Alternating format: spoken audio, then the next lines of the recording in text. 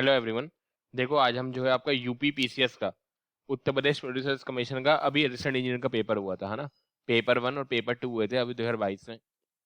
तो उस पेपर 2 के हम एग्रीकल्चर इंजीनियरिंग का टेक्निकल पूरा सॉल्व करेंगे। जीके तो सॉल्व नहीं रहेगी। तो क्वेश्चन नंबर 125 जीके के थे, 26 से 125 आपके टेक्निकल के थे, जिसमें आपका पेपर 2 हम सॉल्व करेंगे। पेपर 1 जो है आपका विद इन 1 वीक में अपलोड होगा। पेपर 1 में टाइम लग रहा है क्योंकि वो उसमें अभी हमने उसको भेजा है, जो हमारा वर्कर है उसको पहले वो एमएस वर्ड में टाइप करेगा, फिर हम उसको सॉल्व करेंगे, राइट। तो जो पेपर 2 है वो उसमें 26 से 125 तक के टेक्निकल क्वेश्चन जो है सारे सॉल्व रहेंगे उत्तर प्रदेश असिस्टेंट इंजीनियर के, ठीक है। तो उधर सोल्यूशन को डिस्कस करते हैं वन बाय वन। जो भी बच्चे राजस्थान में नई वैकेंसी आई है 189 पोस्ट आई है, जो भी बच्चे कॉम्बो बैक ज्वाइन करना चाहते हैं राजस्थान जेई का, Rajasthan junior agriculture engineer combo back join करना चाहते हैं कर सकते हैं। उसमें उसकी वीडियोस रहेंगी, नोट्स रहेंगे, टेक्निकल टेस्ट सीरीज राजस्थान जी के टेस्ट सीरीज। मतलब टेक्निकल तो पूरा कवर है सर, वीडियोस भी है, नोट्स भी है, टेस्ट भी है। मैं इस वीडियो के नीचे अपनी प्लेलिस्ट जो भी हमने राजस्थान के लिए डेमो वीडियो अपलोड करी है वो प्लेलिस्ट आपको इसके नीचे लिंक में मिल जाएगी। वहां प्लेलिस्ट में जाके आप सारी वीडियोस देख सकते हैं, या फिर आप हमें 9058427165 पे व्हाट्सएप कर सकते हैं। आपको डेमो वीडियोस और नोट्स मिल जाएंगे यहाँ से।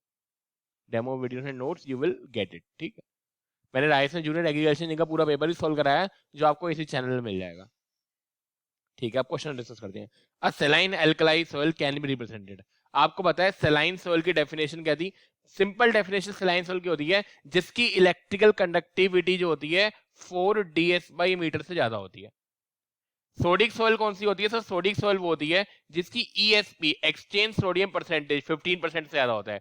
अब सेलाइन भी है, एल्कलाई भी है, तो उसमें ये भी होगा और ये भी होगा। मतलब the EC should be greater than 4, the ESP should be greater than the 15। अगर आप वो देखोगे तो ये इस ऑप्शन में और इस ऑप्शन में है, बस यही से आपका आंसर आ गया था। आपको बताना चाहिए pH should can be greater than 8.5, तो ये आपका हो जाएगा तीनों सेलाइन एल्कलाइन सॉइल का कि EC इससे बड़ा है, ESP इससे बड़ा है और पीएच इससे बड़ा है। तो B is your right answer.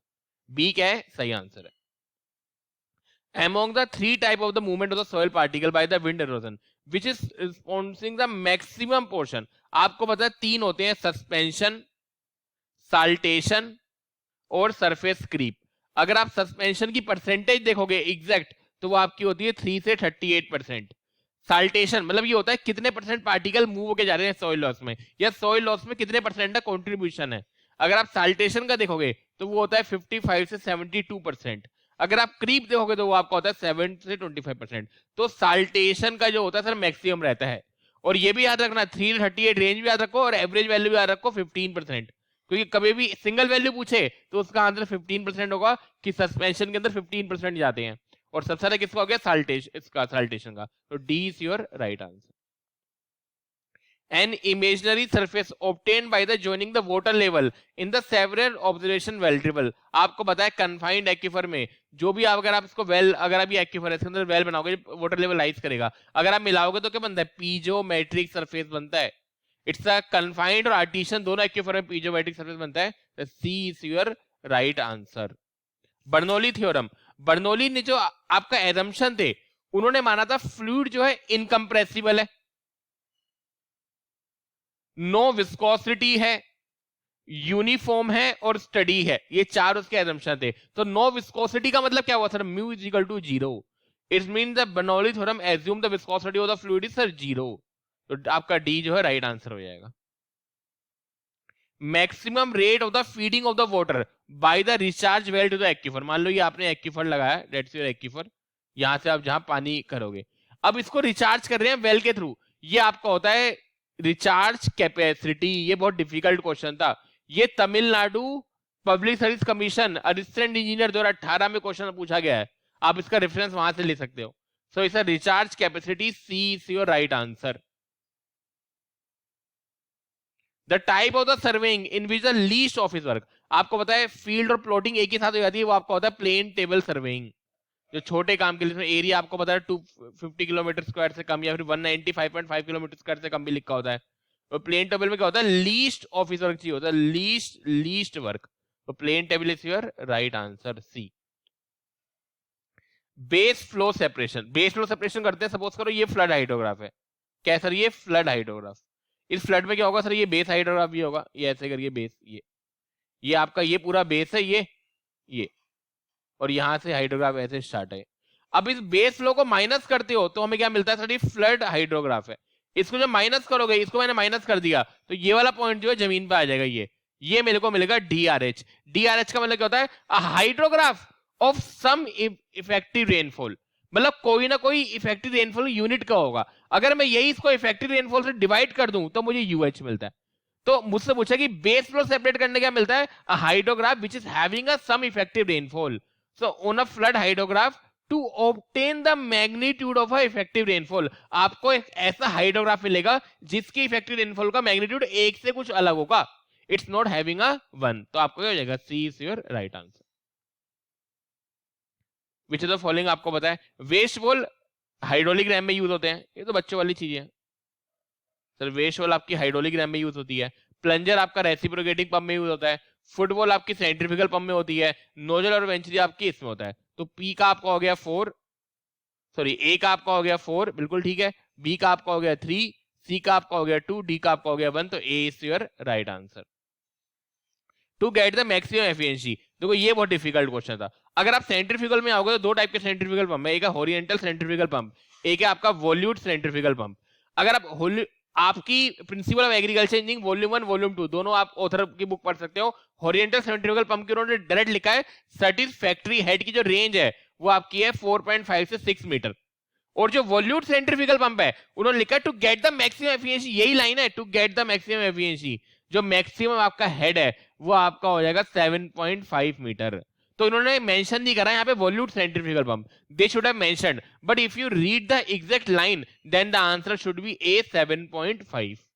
अगर यहीं पे होता कि आपको सेटिस्फैक्टरी वर्ड पूछा होता तो 4.6 लगाते, मैक्सिमम एफिशिएंसी पूछा वॉल्यूट सेंट्रीफ्यूगल के लिए तो आपका 7.5 आएगा। ये आपका हॉरिजॉन्टल सेंट्रीफ्यूगल पंप का होता है, ये वॉल्यूट सेंट्रीफ्यूगल पंप का होता है। You can be verified this fact by the standard book principles of agriculture engineering volume 1, principles of agriculture engineering volume 2। Volume 2 शायद सर्वेइंग लेवलिंग उसकी है, वॉल्यूम 1 आपकी फार्म पावर मशीनरी की है। For steady flow to a fully penetrating in a confined aquifer, drawdown. आपको पता है Q का फॉर्मूला मेरा क्या होता है, 2 पाई KB, फिर यहाँ पे ln लगाओ, R2 बाई R1 कर दो तो यहाँ पे उल्टा आएगा S1 माइनस S2। ये अभी पूछा ट्रांसमिसिबिलिटी क्या होगी, ट्रांसमिसिबिलिटी होती है T KB के बराबर। तो इसको अगर मैं रखूं तो Q is equal to 2 pi T S1 minus S2, मैं फिर से लिख देता हूँ यहाँ पे, Q is equal to 2 pi T हो जाएगा ये S1 minus S2 divide by ln R2 by R1।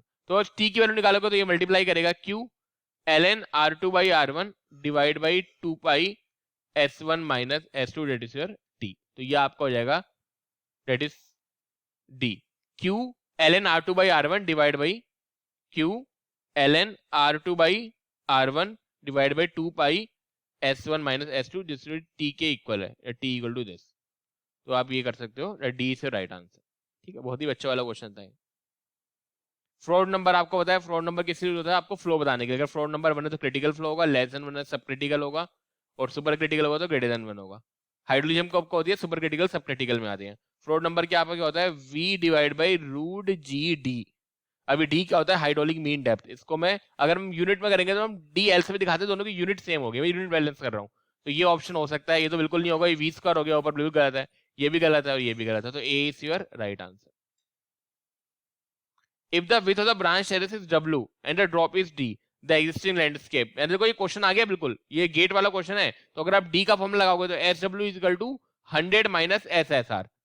अब ये आपका स्टैंडर्ड फॉर्मूला होता है, it will work for any kind of thing, right. if you're having a better slope 1:1 तो SR की वैल्यू 1, अगर आपकी बेटर स्लोप ½ है तो SR की वैल्यू हाफ।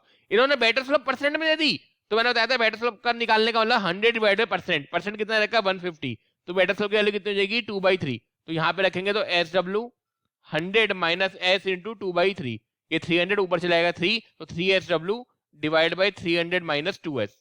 तो आपका A is right answer, 3WS divide by 300 minus 2S। तो A is your right answer. अब weir is a measuring device for fluid flow. Weir क्या करता है, वियर आपका यूज होता है ओपन चैनल में, जिसको इरिगेशन चैनल भी बोला जाता है। तो ये इसमें यूज नहीं होता। पाइप में आप कौन से होते हैं, वेंचुरी मीटर, ये सब यूज होते हैं, ओरिफिस मीटर। ओपन चैनल कहाँ यूज होता है, वियर में। The horizontal angle between the true and the magnetic meridian, आपको पता होना चाहिए ट्रू और मैग्नेटिक मेरिडियन के बीच में, ये आपका सपोज करो ये ट्रू मेरिडियन है, तो मैग्नेटिक मेरिडियन के बीच में जो एंगल आपका होता है इसका डिक्लिनेशन एंगल, डिक्लिनेशन एंगल मैंने बताया था ट्रू मेरिडियन। अगर आपका मैग्नेटिक डिक्लिनेशन, अगर डिक्लिनेशन आपका ईस्ट में तो प्लस होगा, और अगर यही डिक्लिनेशन वेस्ट में तो माइनस होगा। अगर डिक्लिनेशन ईस्ट है तो पॉजिटिव, वेस्ट है तो नेगेटिव। इन दोनों के बीच का एंगल कौन सा हो गया? डिक्लिनेशन। सी से right answer. From the farm management point of view, farmstead, अगर आप ये देखोगे तो आपका ये पूरा फार्म है, फार्मस्टेड वहां से होता है जहां से ही पूरा कंट्रोल करेगा, it will control all the farms, all the operation of the farm. तो फार्मस्टेड आपका नियर का होना चाहिए, सेंटर में होना चाहिए, तो near the centre of the farm. C से right answer. Two irrigation channels are designed in the same type of alluvial soil, ठीक है, having a channel bed slope, एक की बेड स्लोप है 1.1 × 10⁻⁴ और दूसरों की है 10⁻⁴। मैं यहाँ पे लाइन खींच रहा हूँ। इधर डिस्चार्ज ऑफ द फर्स्ट, अगर आप डिस्चार्ज देखोगे तो 1 है, लेसी थ्योरी हमें यूज करनी है, तो Q2 क्या होगा? अगर आपको फॉर्मूला याद हो इसका, मैंने आपको फॉर्मूला बताया था इसका, S का फॉर्मूला था 1/3340 F की पावर 5/3 डिवाइड बाय Q की पावर 1/6। तो S is inversely proportional to, अगर मैं आपका दोनों सोइल कांस्टेंट रख रहा हूं तो फ्रिक्शन फैक्टर सेम हो जाएगा, तो S is inversely proportional to Q की पावर 1/6। तो हम यहां से लिख सकते हैं सर S2/S1 क्या हो जाएगा आपका? Q1/Q2 की पावर 1/6। अब S2 गिवन है दिस 10 की पावर -4, S1 गिवन है दिस 1.1 10 की -4, Q1 गिवन है 1, Q2 आपको निकालना है की पावर 1/6, ये इससे कट जाएगा।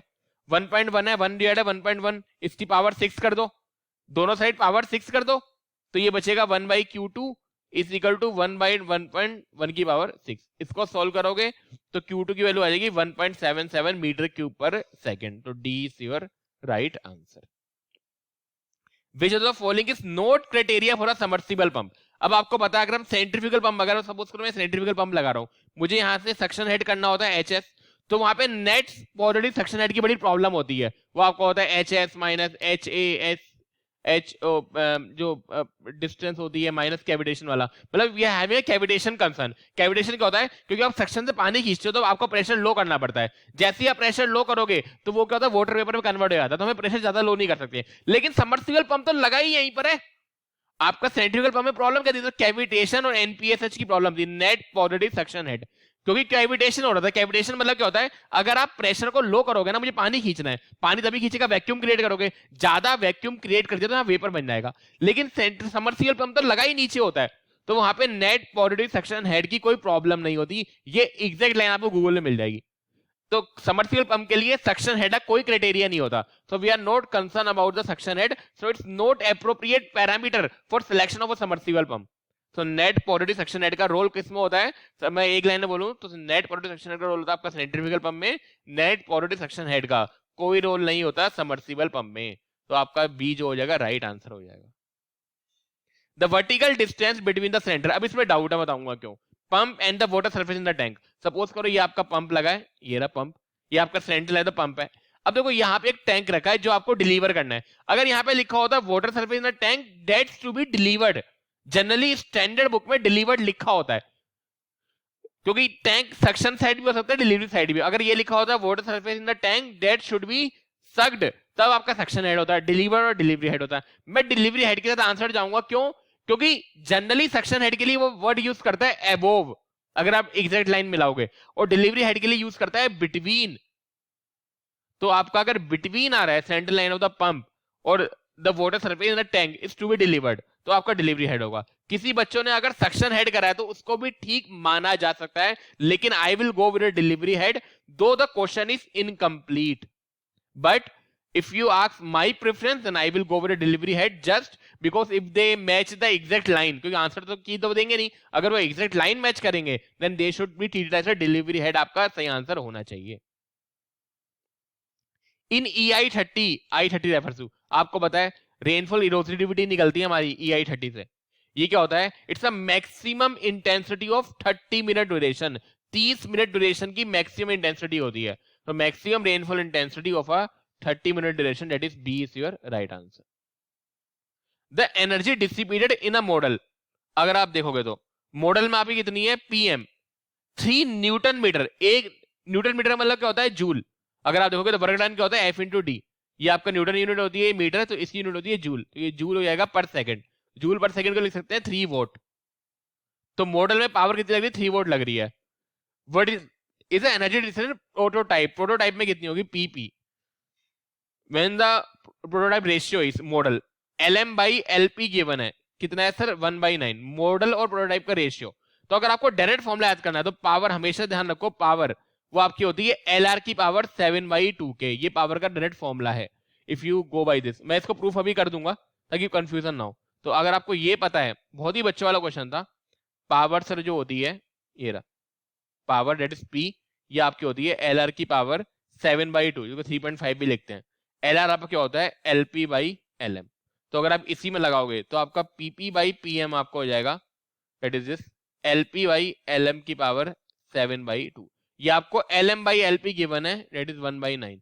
उल्टा करोगे LP/LM कितना हो जाएगा 9, यहाँ पे रख दो दैट इज 9 की पावर। तो अगर आप इसी क्वेश्चन को यूज करोगे तो PP आपको निकालना है, ये इस साइड आ जाएगा, PM गिवन है 3 इंटू 9 की पावर 7/2। इसको सॉल्व करोगे तो ये आपका आ जाएगा 6561 न्यूटन सेकंड, न्यूटन मीटर पर सेकंड। तो आपका ये आंसर हो जाएगा। ये फॉर्मूला आया कैसे है, मैं थोड़ा सा हिंट दे रहा हूं आपको। अगर आप जाते हो फ्रॉड नंबर प्रोटोटाइप और फ्रॉड नंबर मॉडल का इक्वेट करते हो तो आपको हो जाएगा VP divide by LGP is equal to VM divide by LGM।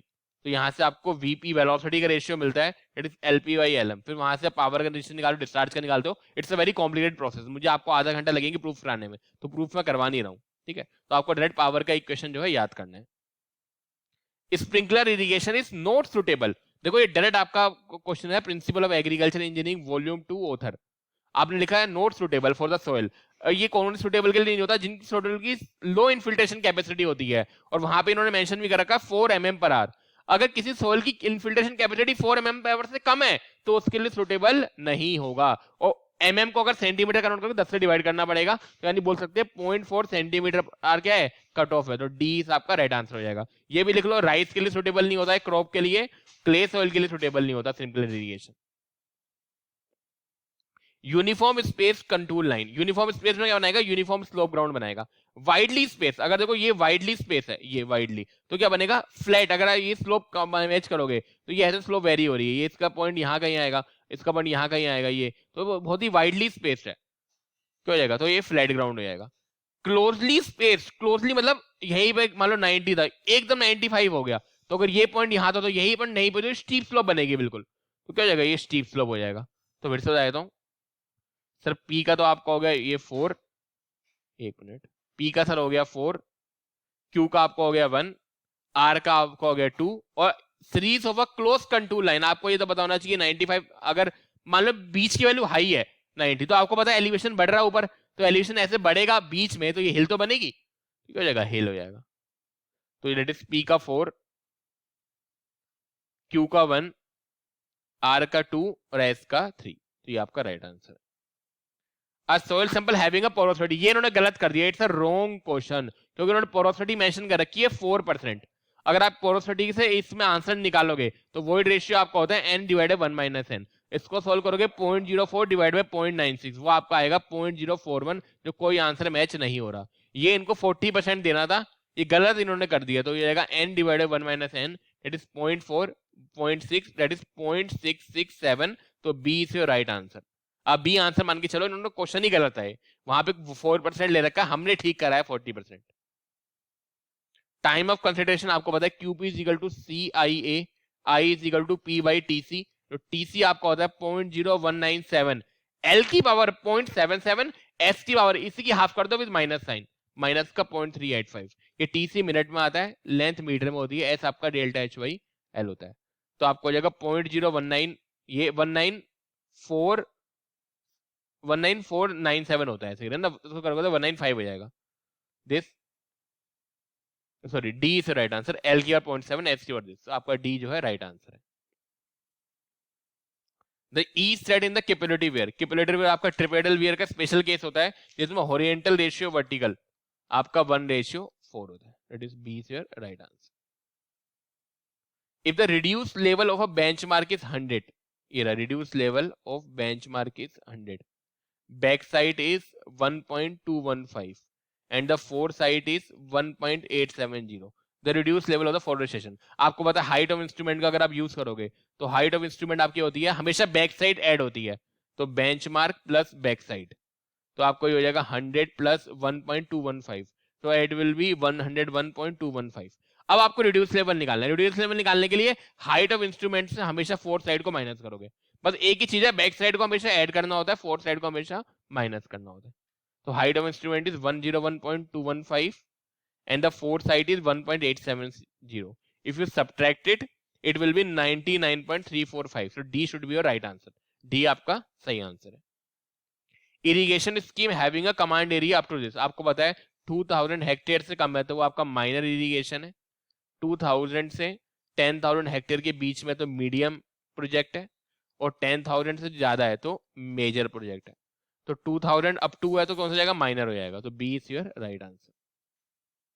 Levies are constructed. आपको पता है एक तो लेवी होते हैं और एक स्पर होते हैं. लेवी आपके बनते हैं रिवर बैंक के पैरेलल में, स्पर आपके बनते हैं रिवर बैंक के ट्रेसवर्स या फिर इसको अक्रॉस ही बोलते हैं. ये बनते हैं स्ट्रीम बैंक से दूर, at a distance of a stream bank. तो अक्रॉस नहीं, अक्रॉस तो स्पर बनता है. एट अ फ्लड प्रोन और ये तो स्ट्रीम नहीं, उससे दूर बनते हैं. At a particular at a some distance parallel to the rivers को, बिल्कुल ठीक है. तो C is your right answer. Wetted perimeter और पैराबोलिक ग्रासवे. ये आपका इस टाइप का पैराबोलिक ग्रासवे होता है. इसका एरिया आपका होता है 2/3 TD. और वेडेड पैरामीटर अगर आप P में जाओगे, वेडेड पैरामीटर ये आपका होता है T प्लस 8/3 D²/T. मैंने टॉप विथ को स्मॉल टी से दिखाया, अगर आप यही कैपिटल टी से दिखाओगे 2/3 TD, बस नॉन कल्चर को कैपिटल टी से दिखा दो तो अब क्या हो जाएगा T. देखो सबसे आसान तो याद करना, T प्लस यहाँ भी T होता है, सबसे मेन तो यही है. तो T और T तो पहले मैच हो रही है, तो है ही नहीं, ये भी नहीं है, ये भी नहीं है, यही आपको दे जाएगा B is right answer. Leakage factor आपको पता है एक हाइड्रोलिक रेजिस्टेंस होता है, एक लीकेज फैक्टर होता है. ये आपका दोनों जो है किसी प्रॉपर्टी है सेमी कन्फाइंड एक्यूफर की, सेमी कन्फाइंड एक्यूफर की. ठीक है. ये हाइड्रोलिक रेजिस्टेंस की यूनिट क्या होती है, डेज. इसकी यूनिट क्या होती है, लेंथ. इसकी रेंज क्या होती है 100 से 10⁻⁶ मिनट. ये तो leakage factor is a property of a semi confined aquifer. ये रहा सेमी कन्फाइंड. पर स्टेबल किसमें होती है, अनकन्फाइंड एक्यूफर में. अनकन्फाइंड एक्यूफर की उसकी होती है स्पेसिफिक यील्ड. कन्फाइंड एक्यूफर की होती है स्टोरेज कोएफिशिएंट. ये पता होना चाहिए आपको. तो बी से right answer. Hydraulic cement motor curing. Curing आप कैसे करते हो मोटार की, उसमें पानी ऐड कर देते हो, इसको हाइड्रेशन बोलते हैं. If you are adding a water to the cement it is known as a hydration. तो सी से राइट आंसर. सस्पेंशन अकाउंट पर देखो आ गया. अभी हमने पढ़ा था सस्पेंशन था, साल्टेशन था और सरफेस क्रीप थी. ये रहा. पर सस्पेंशन का अगर आप देखोगे, सस्पेंशन आपका था 3 से 38%, ये आपका था 55 to 72%. ये सरफेस क्रीप आपका था 7 से 25%. अगर आप यहाँ पे देखो तो यहाँ पे मैक्सिमम भी होता है, यहाँ पे रोलिंग होती है, यहाँ पे बाउंसिंग होती है. सस्पेंशन का बताया अगर एवरेज पूछा है सिंगल वैल्यू 15% होती है. ये आपको एक BSc AG की बुक आती है, ये आपको आर्ट्स रेश वगैरह में नहीं मिलेगा. Direct 50% you will find in the BSc AG book. The suspension account for the 15%. 15% मिलता है टोटल इरोजन का. आप इसका एवरेज ही लोगे क्योंकि बीच में आ रहा है. तो वो एक बच्चे बोल सकते था सर ये तो आंसर नहीं है, ये तो आंसर नहीं है, लेकिन सर 3500 हो सकता है, इसके बीच में आ रहा है. नहीं बेटा, इसका एवरेज लेना पड़ेगा. तो क्या हो जाएगा 15 should be your right answer. D should be your right answer. For reciprocal observation है trigonometric levelling the height difference. अगर आप इसका हाइट डिफरेंस का फॉर्मूला लिखोगे तो आपको ऐसे दिखाते हैं. ये आपका आता है डी, यहाँ पे आपका होता है साइन β1 प्लस माइनस α1/2. मैं बताऊंगा अभी. Cos β1 plus minus α1/2 plus θ/2. तो हमेशा ध्यान रखो जो अगर α1 अगर वो प्लस में है तो इसका मतलब एलिवेशन की बात कर रहा है, माइनस में है तो डिप्रेशन की बात कर रहा है, लेकिन यहाँ पे हमेशा प्लस आएगा. तो रूपरेखा क्या है सर, β1 प्लस α/2 ऊपर भी है, ये भी, और यहाँ पे प्लस साइन है. तो ये नहीं होगा क्योंकि यहाँ पे माइनस साइन दे दिया. यहाँ पे तो α1 की α1 कुछ भी हो ये हमेशा प्लस ही रहेगा, प्लस θ/2. तो ये तो नहीं है, ये बिल्कुल ठीक है क्योंकि ये एलिवेशन के लिए हो सकता है. ये नहीं है कि भाई डिवाइड बाय 2 नहीं है, ये भी नहीं है डिवाइड बाय 2 नहीं है. तो only B is your right answer. Maximum size of rain drop. अगर आप रेन ड्रॉप के मैक्सिमम साइज में अगर आप जाओगे, अगर आपको ये टेबल याद है, मैंने आपको टेबल पढ़ाई थी पूरी. सर क्या पढ़ाई थी, टेबल पढ़ाई गई थी. ये ड्रिजल की टेबल याद करो. ड्रिजल वो होता है जिसका 0.5 mm से साइज कम होता है. 0.5 mm से साइज कम होगा. रेन ड्रॉप का कितना था 0.5 से 6 mm. हेल का साइज कितना था 8 mm से ज्यादा. स्नो आइस क्रिस्टल होते हैं जिनकी डेंसिटी कितनी होती है 0.1 ग्राम पर centimetre cube average density. Slit क्या होते हैं, जिसमें शावर प्लस रेन जो होता है और जो सब फ्रीजिंग टेम्परेचर पर होते हैं। और ग्लेज क्या होती है, cold ground at 0 degree centigrade. तो maximum diameter of a rain drop कितना हो जाएगा, 0.5 से 6, मैक्सिमम कितना हो गया 6 mm। तो B is your right answer. An area of 50 centimetre square, देखो इसे करने के दो तरीके हैं। पहली बात तो रिप्रेजेंटेटिव फ्रैक्शन का डायरेक्ट फॉर्मूला आपका होता है अंडर रूट, ये एरिया लिखो जो मैप का है 50 centimetre square divide by 5000 metre square, इसको भी सेंटीमीटर में कर दो, 1 मीटर में 100 मीटर होते हैं, तो 100 इंटू 100, क्यों स्क्वायर है ये स्क्वायर। तो इसको सोल्व करोगे तो आपको हो जाएगा 10 की पावर 6 डेट इज 10 की पावर 1 डिवाइड बाई 10 की पावर 3। तो आपका डी जो है राइट आंसर है। एक तरीका ये हो गया, एक तरीका ये है कि 50 सेंटीमीटर स्क्वायर था, इसको 5000 मीटर स्क्वायर लिखा है, दोनों साइड अंडर रूट ले लो। तो अगर आप अंडर रूट लोगे तो कैसे हो जाएगा, root 50 centimetre is equal to root 5000 metre. तो आपको पता है रिप्रेजेंटेटिव फ्रैक्शन कितना होता है, root 50 divide by root 5000 metre कर दो 100। तो अगर आप इसको सोल्व करोगे तो ये under root 50 divide by 5000 into 1/100, तो ये 50 से कट जाएगा, तो अंडर रूट 10 आपका 1/10 इंटू 1/100, तो 1/10 की पावर 3, यहाँ से भी यही आएगा, वहां से भी वही आएगा, क्योंकि रिप्रेजेंटेटिव फ्रैक्शन दो लेंथ का है। तो अगर आपका एरिया है पहले उसको लेंथ में कन्वर्ट करो कि हाँ ये इतनी लेंथ को मैं इतनी लेंथ से दिखा रहा हूँ मैप में, तो ये छोटी डिवाइड है बड़ी, पहले लेंथ तो लेकर आओ, ये लेंथ है, ये एरिया था, उसको लेंथ में कन्वर्ट करा हमने। The length of the screen in a cavity well, cavity well में तो सर स्क्रीन और स्टेनर होता ही नहीं है, और स्पीड कितनी होती है 30 mm पर सेकेंड, सर स्क्रीन और स्टेनर नहीं होता। तो क्या हो जाएगा इसका answer, there is no screen और the strainer is provided in this. ठीक है, यही है ना क्वेश्चन, हाँ हो जाएगा A, A is your right answer. What is the power requirement for the pumping, आपको 7.6 लीटर इन 10⁻³ मीटर की पर सेकेंड कर दूं, हेड इज 60 मीटर, एफिशिएंसी 60%, तो पावर रिक्वायरमेंट कितनी होगी, आपको पता है पावर आपकी होती है pressure into discharge divide by efficiency. Pressure कितना हो जाएगा, rho g h into Q divide by this. तो रो की वैल्यू रख दो 1000, इसकी 9.8, इसकी 60, क्यू की 7.6 -3 और इसकी रख दो 0.6। तो आपका ये वोट में आएगा, कितना आएगा सर वोट में, इन्होंने एचपी में पूछा है, तो यहीं पे 746 से भी डिवाइड कर देना, तो आपका आ जाएगा 9.983 एचपी। कितना जाएगा, अगर आपको लिखना हो तो मैं लिख देता हूँ यहाँ पे 1000 into 9.8 into 60 into 7.6 divide by 746 into 0.6, 9.983 या फिर 10 एचपी के अप्रोच।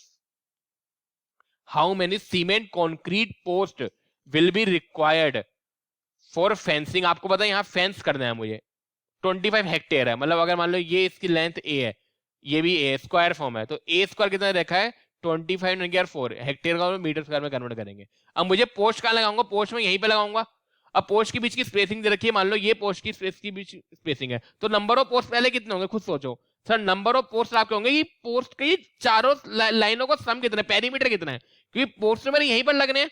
मान लो ये लेंथ 10 मीटर है, चार इनके बीच की दो स्पेसिंग 10/2 5 ही पोस्ट लगाऊंगा, तो टोटल पेरीमीटर कितना होगा, तो नंबर ऑफ पोस्ट आपका होता है पेरीमीटर डिवाइड बाई स्पेसिंग, बच्चों वाला फॉर्मूला है। अब पेरीमीटर कैसे निकालोगे, आपको पता है स्क्वायर का पेरीमीटर कितना होगा, इन चारों साइड का सम, तो चारों साइड का सम कितना हो जाएगा 4a, तो सबसे पहले आप a निकाल लो, तो ये आपको हो जाएगा 5 × 100 दैट इज 500, तो आपकी 500 मीटर की आई लेंथ है इसकी। अगर आप इसको पेरीमीटर निकालोगे तो 4 × 500 2000 हो जाएगा, स्पेसिंग कितना है 2.5, तो आपका हो जाएगा 2000 डिवाइड बाई 2.5 दैट इज 800, तो B is your right answer.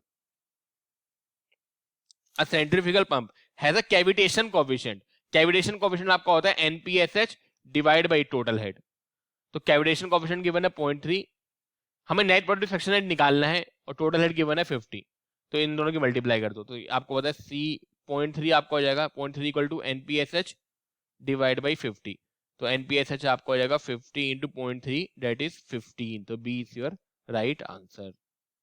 A herd of dairy animal, 100 dairy animal, ठीक है, एक minute, 100 dairy cow is fed 1300 kg of daily, ये 1300 kg टोटल काउ 100 डेयरी का है, तो 100 काउज जो होती हैं इनका मास कितना है सर 1300 kg है, ये ना। अगर मैं इनका टोटल काउस का पर दिन का वॉल्यूम निकालूं, डेंसिटी कितनी है सर 650 kg/मीटर की, तो वॉल्यूम क्या हो जाएगा मास डिवाइड बाई डेंसिटी, तो मास कितना है 1300, ये कितना है 650, लेकिन ये कौन सी है वॉल्यूम पर डे की, एक दिन में इतना वॉल्यूम मुझे रखना है, तो वॉल्यूम आपका आ जाएगा 2 मीटर क्यूब डेली। अब इन्होंने लिखा है the thickness of a silo removed is 100 mm। तो मान लो कि ये 2 mm का मेरा 2 मीटर क्यूब का वॉल्यूम मुझे डालना है और ये 100 mm रिमूव कर दे रहे हैं। क्या कर दे रहे हैं सर? 100 mm, मान लो ये 100 mm डेप्थ को जो है रिमूव कर देंगे। अब मुझे डालना तो पूरा 2 है, तो यानी हाइट तो मुझे पता लग गई, लेकिन मुझे डायमीटर निकालना है। तो ये 2 किसके इक्वल होगा सर? एरिया, सर वॉल्यूम के। ये 2 क्या है? वॉल्यूम है। वॉल्यूम कैसे निकालोगे? Pi by area into height. Height कितनी है? 100 mm का रिमूव कर रहे हैं, यानी the thickness of the silo fed each day, मतलब इतना ही मुझे फेड करना है, तो मुझे उतने में डायमीटर निकालना पड़ेगा ना। तो 2 is equal to pi by 4 D square. Depth कितनी है अगर आपसे करोगे तो 0.1 मीटर। तो इसको सॉल्व करोगे, मैं फिर से कर दे रहा हूं अच्छे से।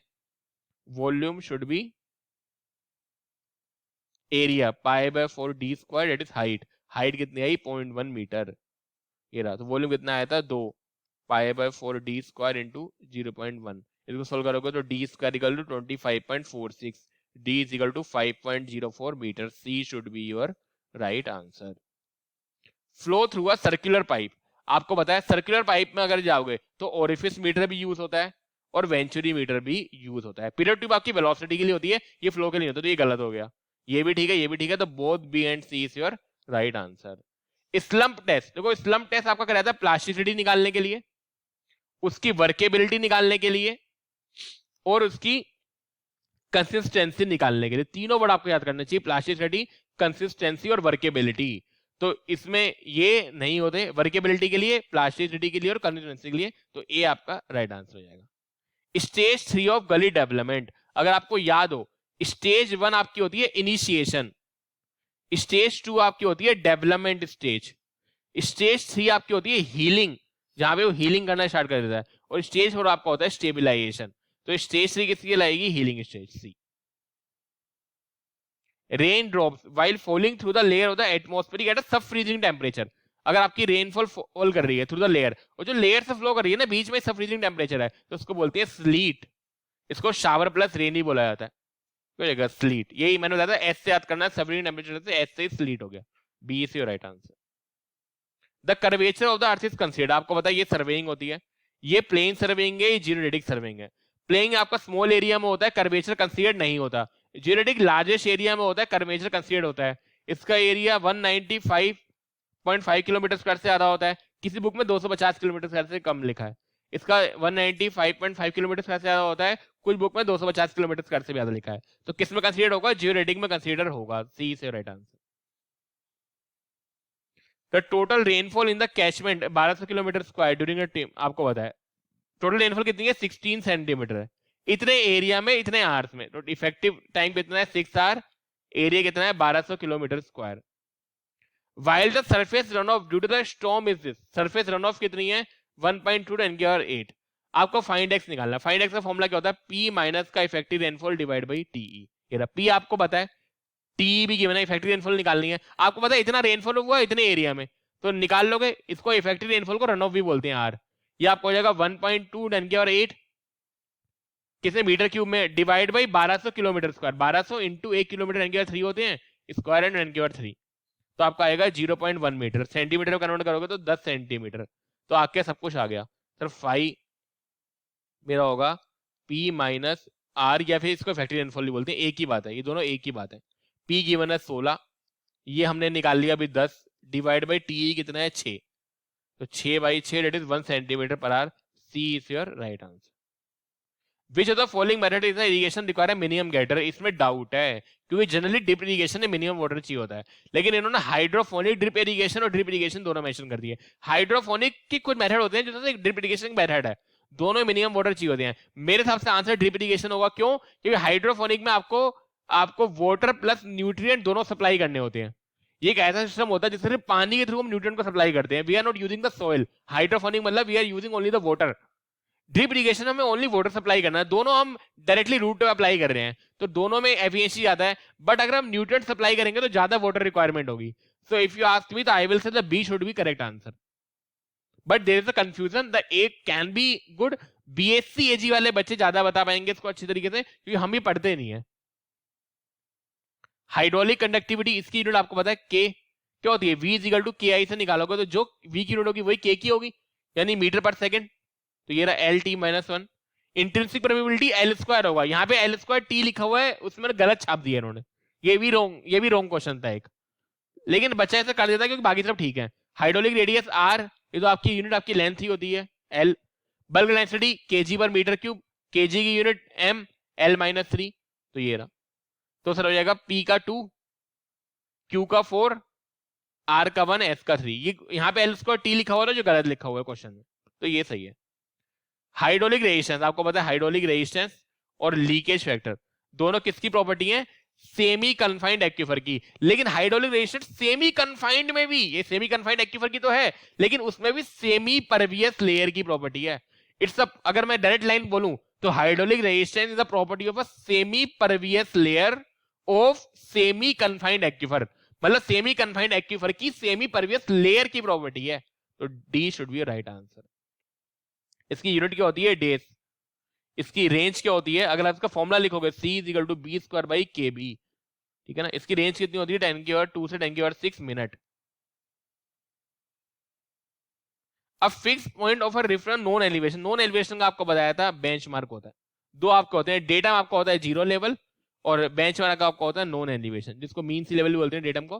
तो बेंचमार्क आपका हो जाएगा राइट आंसर हो जाएगा, D should be right answer.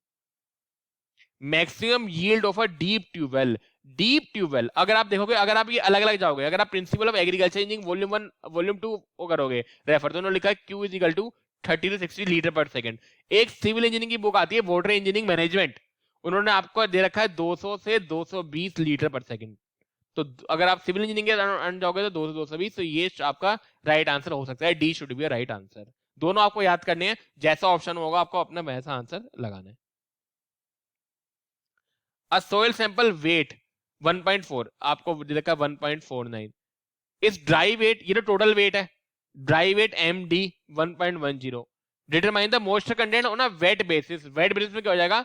The moisture content MW divide by total weight into 100। ये अगर ड्राई बेसिस होता है MD आता, तो ये कैसे हो जाएगा? 1.49 माइनस 1.10, इतना तो वाटर इवेपोरेट हुआ, तो इतना तो मॉइस्चर है कि आपके पास पहला इतना था, आपने ओवन ड्राई में रखा, इतना मॉइस्चर इवेपोरेट होकर ये बचा, तो मॉइस्चर कितना इवेपोरेट होगा? दोनों का difference.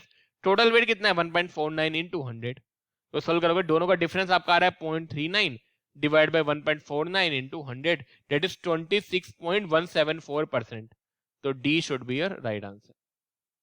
Which of the following is known as a surveyor chain, आपको पता है चैन आपकी होती थी इंजीनियरिंग चैन, जिसकी 100 फीट होती थी और 100 लिंक होते थे। ऐसी आपकी आती थी गंटर चैन, और जिसको सर्वेयर चैन ही बोलते थे, तो सर्वेयर चैन को बोलते गंटर चैन। इसमें आपके 66 फीट होते हैं और 100 लिंक होते हैं। फिर आपकी आती है रेवेन्यू चैन, इसमें 33 फीट होते हैं और 16 लिंक होते हैं। तो गंटर और आपका क्या हो जाएगा? ये सही हो जाएगा, B should be right answer.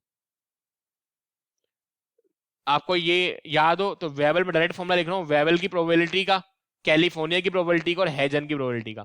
Probability का अगर आपको फॉर्मूले याद हो तो ये था m divide by n plus 1, ये आपका था m डिवाइड बाई n, ये आपका था m minus 0.5 divide by n। तो प्रोबेबिलिटी का फॉर्मूले है, इन्होंने पूछा रिटर्न पीरियड का फॉर्मूला। रिटर्न पीरियड क्या होता है? 1/p। तो अगर आप इसी फॉर्मूले को यूज करोगे तो रिटर्न पीरियड हो जाएगा t is equal to n plus 1 divide by m। तो b should be your right answer. The combined discharge of a two pump operating in a parallel, देखो दो ऑपरेशन आपको होते हैं, पैरेलल और सीरीज। ये रहा पैरेलल में मतलब क्या है? अगर मैंने एक पंप यहां लगा है Q, तो मैं दूसरा पंप भी यहीं लगाऊंगा। ये तो मान लो यहां से मुझे पानी सप्लाई करना था, तो ये हेड, ये रहा, तो हेड तो सेम रहेगा लेकिन डिस्चार्ज जो है बढ़ जाएगा, तो दोनों का डिस्चार्ज है, तो टोटल में 2 को डिस्चार्ज आगे फेंकूंगा। ये अगर सीरीज में लिखो तो मैं एक पंप यहां लगाता है, एक पंप ये, जितना पानी यहां पर आता उतना ही पानी आगे आता, लेकिन हाइट बढ़ते आती। लेकिन अगर पैरेलल लगाऊंगा तो पैरेलल में क्या होता है? अगर आपको याद करना हो तो सिंपल पैरेलल, अगर मैं यहां टेबल बनाऊं पैरेलल और सीरीज की, सब पैरेलल में आपका है, आपका जो डिस्चार्ज होता है वो ऐड होता है, डिस्चार्ज ऐड, और सीरीज में आपका हेड ऐड होता है। तो सम ऑफ इंडिविजुअल डिस्चार्ज बिल्कुल ठीक है, पैरेलल में गए सम ऑफ इंडिविजुअल डिस्चार्ज के बराबर हो जाएगा, बिल्कुल ठीक है। ये भी नहीं है इंडिविजुअल डिस्चार्ज के बराबर, तो सीरीज में होगा, सीरीज में ऐड नहीं हो रहा। कैसे? अगर आप देखो यहां से, ये रहा पैरेलल, इसका डिस्चार्ज क्यू है, इसका डिस्चार्ज क्यू है, ये पंप 1 है, ये पंप 2 है, तो बता पैरेलल में जो यहाँ पे डिस्चार्ज मिलेगा क्यू फाइनल, ये कितना होगा? Q plus Q, that is 2Q। यही अगर सीरीज में पूछा होता, सर ये पंप ये लगा, ये पंप ये लगा है, जितना पानी ये फेंकता क्यू, उतना ही पानी आगे फेंक पाता, तो इसमें क्यू फाइनल किसके इक्वल होता है? क्यू के। तो इसमें सम ऑफ इंडिविजुअल डिस्चार्ज के बराबर है, इसमें सिर्फ एक डिस्चार्ज के बराबर होता है। ये पैरेलल केस है, ये सीरीज केस है, तो क्या हो जाएगा sum of individual discharge. A should be your right answer.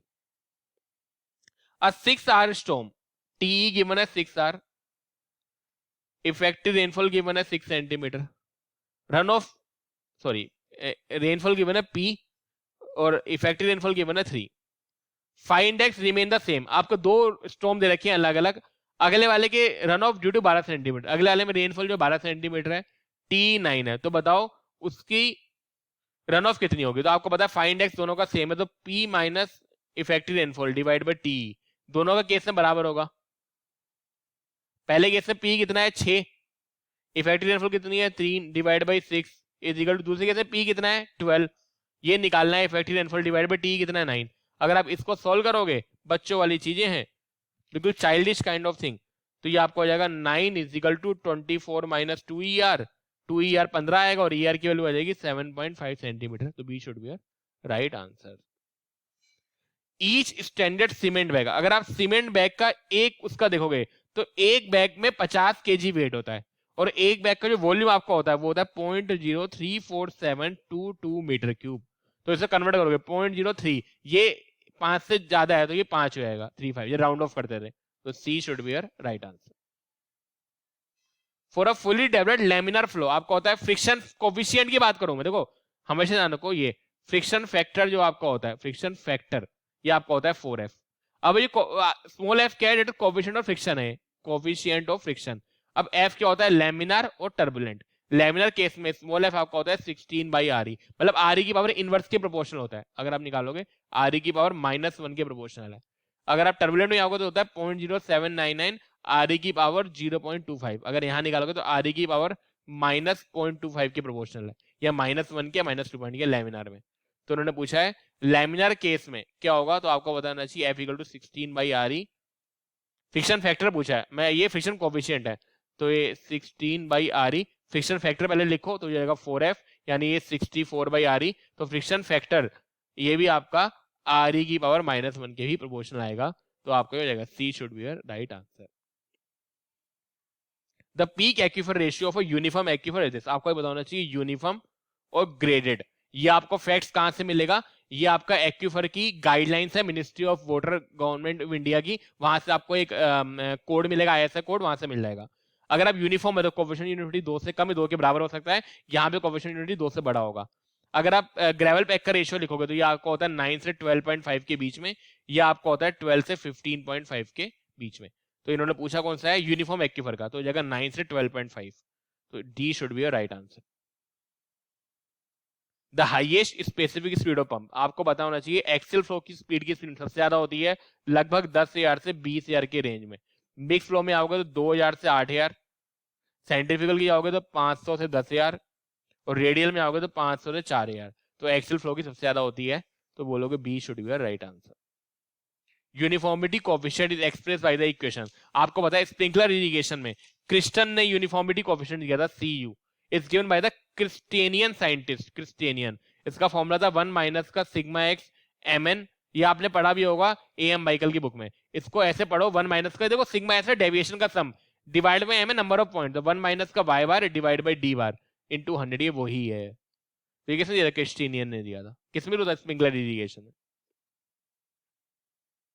The line of the collimation the line axial telescope, आपको पता है लाइन, देखो एक्सियल टेलीस्कोप क्या थी, आपको ये ऑब्जेक्ट है वो देखना है, और यहां से जो आई है वो देखना है। तो आई और ऑब्जेक्ट के बीच में, आई ऑब्जेक्ट एंड आई के बीच में आपकी एक्सिस ऑफ टेलीस्कोप थी। लाइन ऑफ साइट क्या थी, जब आप देखोगे तो क्रॉस एयर से देखते हो, तो वो आपकी होती है क्रॉस एयर की।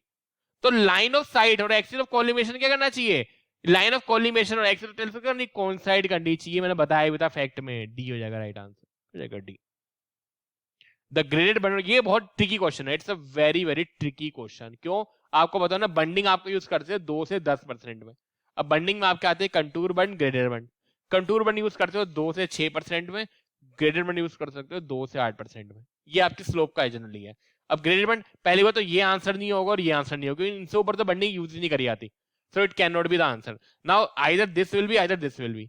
अब अलग अलग ठीक हो सकती है, देखो बंडिंग वैसे 10% तक जा सकती है, लेकिन 2 से स्टार्ट होनी चाहिए, तो ये आपका मोस्ट एप्रोप्रिएट आंसर होगा, क्योंकि इसमें 2 से 8 तो है, लेकिन 10 तक फिर चलेगा, बंडिंग तो जा रही है एटलीस्ट। यहाँ तो बंडिंग ही 1 से स्टार्ट तो हो ही नहीं सकती। ये तो बिल्कुल गलत होना चाहिए, मेरे हिसाब से ए सही होना चाहिए। किसी बच्चे ने बी लगाया है, वो मतलब ये नहीं कि उसने गलत लगा दिया, क्योंकि ये डिबेटेबल क्वेश्चन होते हैं, आप आर्ग्यूमेंट कर सकते हो इसमें, लेकिन मेरे हिसाब से ए सही होना चाहिए। ज्यादा सही ए है, कम सही बी है अगर पूछा है तो। The relationship between the intrinsic probability के हाइड्रोलिक कन्डक्टिविटी के, अगर आपको पता है हाइड्रोलिक कन्डक्टिविटी हम के नोट, अगर आपको ये फॉर्मूला याद हो गामा बाई म्यू से दिखाते थे, ये आपका हाइड्रोलिक कंडक्टिविटी है, ये आपकी इंट्रिंसिक परमेबिलिटी है। इन्होंने इंट्रिंसिक परमेबिलिटी को इसमें स्मॉल के से दिखाया है और हाइड्रोलिक कंडक्टिविटी कैपिटल के से दिखाया है। तो अगर वैल्यू में रखूं तो ये आपको हो जाएगा कैपिटल के, इसको रिप्लेस कर दूंगा मैं स्मॉल के से। गामा आपका होता है rho g divide by mu, that is this ये। तो अगर आप इससे स्मॉल के की वैल्यू निकालोगे तो ये आपका हो जाएगा K into mu divide by rho g K. तो उन्होंने पूछा है रिलेशनशिप बिटवीन दिस, तो स्मॉल के की वैल्यू कितनी आई है, K mu divide by rho g, तो D should be your right answer. बच्चों वाला क्वेश्चन था। A distance was measured by a 30-meter chain as found to be 300 meter. The chain was one link short. आपको पता है one link की आपको main निकालना है कि वन लिंक शॉर्ट का मतलब क्या है। आपको पता था, अभी मैंने बताया था 20 मीटर की अगर आप चैन नॉर्मल चैन लोगे तो 100 लिंक होते हैं। तो 100 लिंक की लेंथ कितनी है, 20 लिंक की, तो एक लिंक कितना हो जाएगा 20/100 यानी 0.2 मीटर। तो एक लिंक की लेंथ कितनी हो जाएगी 0.2 हो जाएगी। तो अगर मैं निकालू ट्रू डिस्टेंस तो वो क्या हो जाएगा, आपको पता है 30 माइनस 0.2 डिवाइड बाई 30 इंटू 300, तो यानी 29.8 divide by 30 into 300, that is 298 metre. B should be your right answer. Which of the following is used to measure the irrigation water. आप इरिगेशन वाटर को यूज करने के लिए अगर आप जाओगे तो इसको इरिगेशन करने के लिए एक तो वेलोसिटी एरिया मेथड है, जैसे आप वेलोसिटी को मेजर करते हो फिर आप डिस्चार्ज को मेजर कर लेते हो, उसमें आपका आता है करंट मीटर और फ्लोट। एक आप डायरेक्टली पाइपलाइन में डिस्चार्ज मेजर करते हो, वो आपके आते हैं orifice meter, water meter, venturi meter, Dethridge meter. तो डेथरिज मीटर भी यूज होता है, वाटर मीटर भी होता है। करंट मीटर से वेलोसिटी निकालते हैं, लेकिन उससे हम डिस्चार्ज निकाल सकते हैं। तो मेरे साथ तीनों के तीनों ठीक होने चाहिए, फर्स्ट सेकंड थर्ड, और आपको ए माइकल में मेजर ऑफ वाटर मेजरमेंट में मिल भी जाएंगे तीनों के तीनों। The angle between the P Q, अगर आप देखोगे बेयरिंग, बेयरिंग का मतलब होता है आप यहाँ ये पी है, यहाँ पे नॉर्थ की लाइन बनाओ और ये 35 डिग्री है, तो ऐसे बन जाएगा ये पी क्यू। मतलब पहले पॉइंट पे आपको सीधा नॉर्थ खींचना है और जितना एंगल होगा बना दो, 35 डिग्री 30 मिनट, ये पी क्यू है। ऐसी क्यू आर कितना है, यहाँ पे क्यू में जाओ, यहाँ पे सीधा नॉर्थ खींचो ये, और एंगल कितना है 160, यानी ये 90 से बड़ा कुछ ऐसा कुछ एंगल है ये क्यू आर दिस। ये कितना है 160 डिग्री 45 मिनट। हमें इन दोनों के बीच ये एंगल बताना है। तो अगर आप इस एंगल को खींचोगे तो ये दोनों पैरेलल हो गई, जितना एंगल ये होगा उतना ही ये होगा, तो 35 डिग्री 30 मिनट ये हो गया ये। और ये वाला एंगल कितना होगा 180 में से अगर मैं ये माइनस कर दूं तो ये एंगल होगा 180 माइनस 160 डिग्री 45 मिनट, जो आपका आएगा 19 डिग्री 15 मिनट। तो ये एंगल आपका आ गया 19 डिग्री 15 मिनट, ये आपका 35 डिग्री, इन दोनों को प्लस कर दो तो फाइनल आंसर होगा आपको हो जाएगा 35 degree 30 minute plus 19 degree 15 minute. Solve करोगे तो 54 डिग्री 45 मिनट। तो B should be your right answer. Most suitable furrow grade, ये आपको direct principle of agriculture engineering volume 2 जो एएम माइकल टीपी ओझा की बुक है वहां से मिलेगा।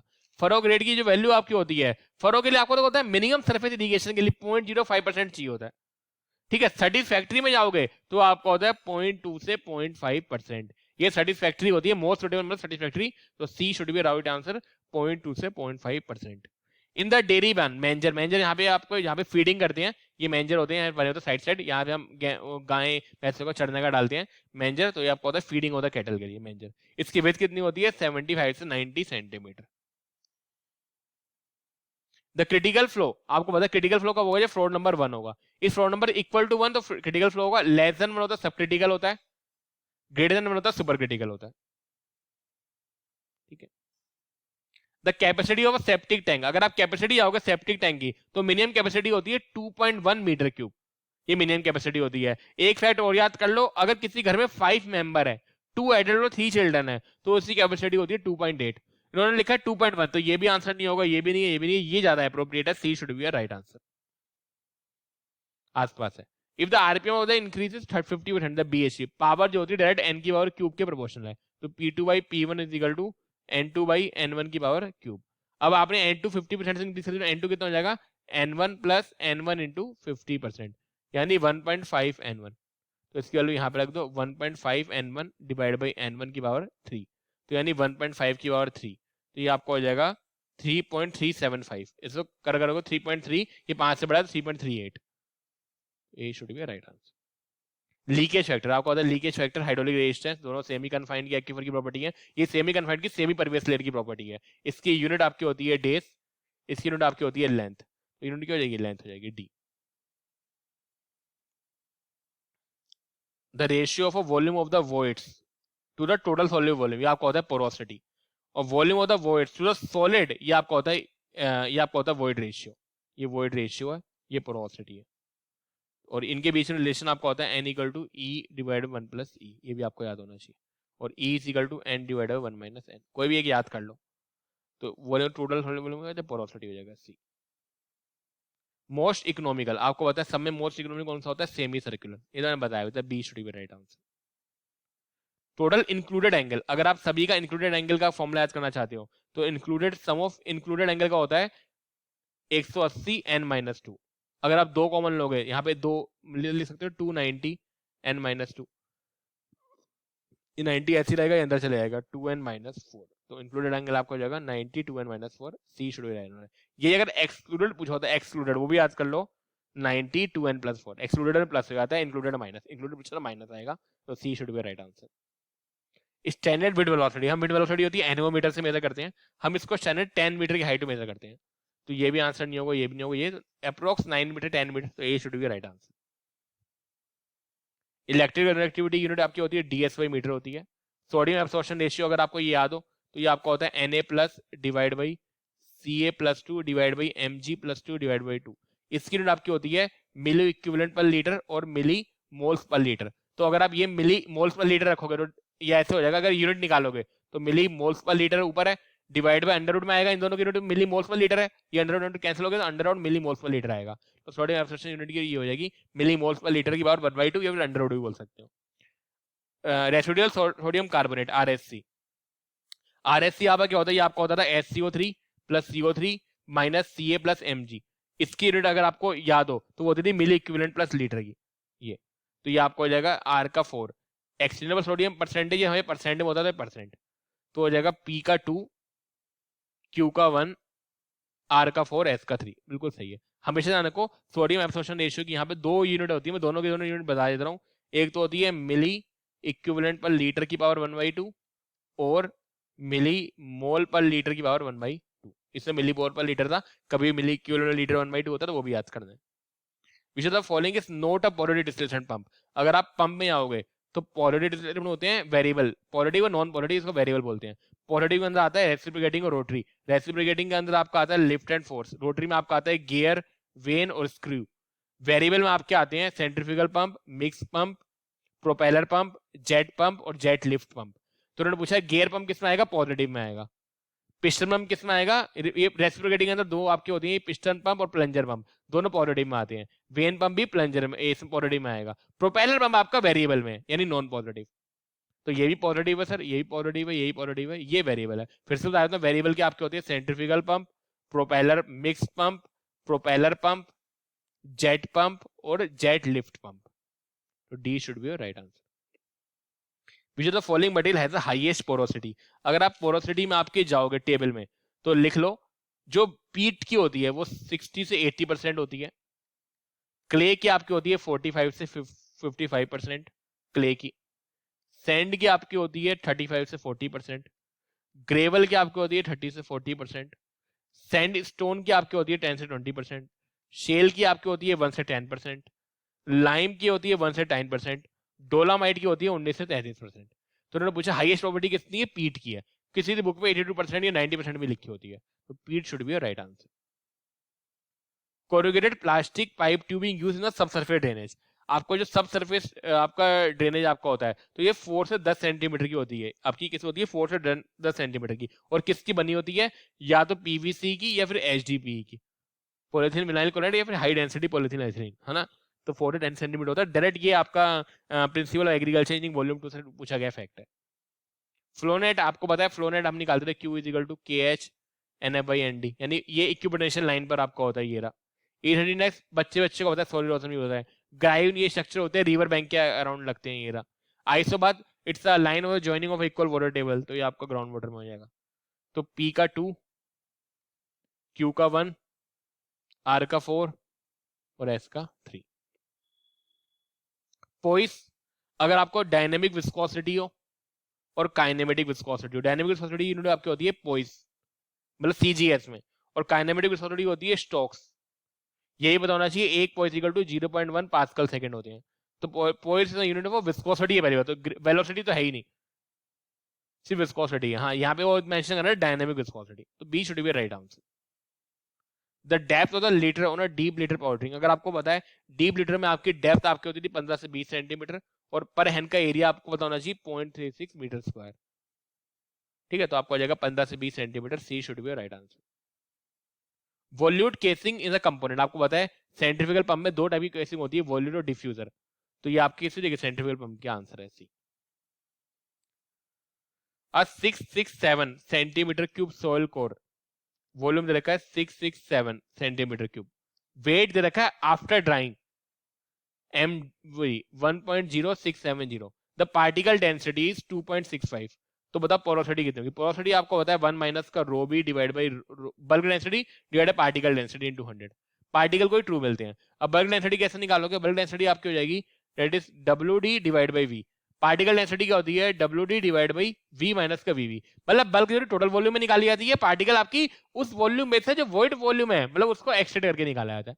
तो आपको ये तो गिवन ही है 2.65, आपको बस रो भी निकालना है, रो भी निकाल लो, तो ये हो जाएगा 1.0670 डिवाइड बाई, ये देखो अब हम रो भी निकालते हैं बल्क डेंसिटी, तो बल्क डेंसिटी आपको हो जाएगा 1.060 है, केजी में तो ग्राम में कन्वर्ट करो 1000, तो हो जाएगा ग्राम डिवाइड बाई वॉल्यूम कितना है 667, तो ये सेंटीमीटर क्यूब में आएगी। इसको सॉल्व करोगे तो ये आपका आ रहा है 1.589।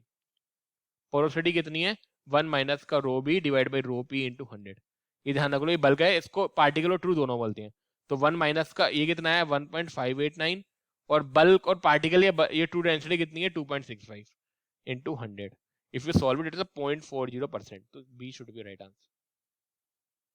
शूट स्पिलो आपका होता है हाई हेड के लिए, हाई फॉल हाई डिप्रेशन उसके लिए होता है। तो 5 to 6 मीटर और 3 से 6 मीटर दोनों सही आंसर है। तो 3 से 6 आपका ए जो रहेगा, ये भी नहीं ये भी नहीं, 3 से 2 पर यूज होता है।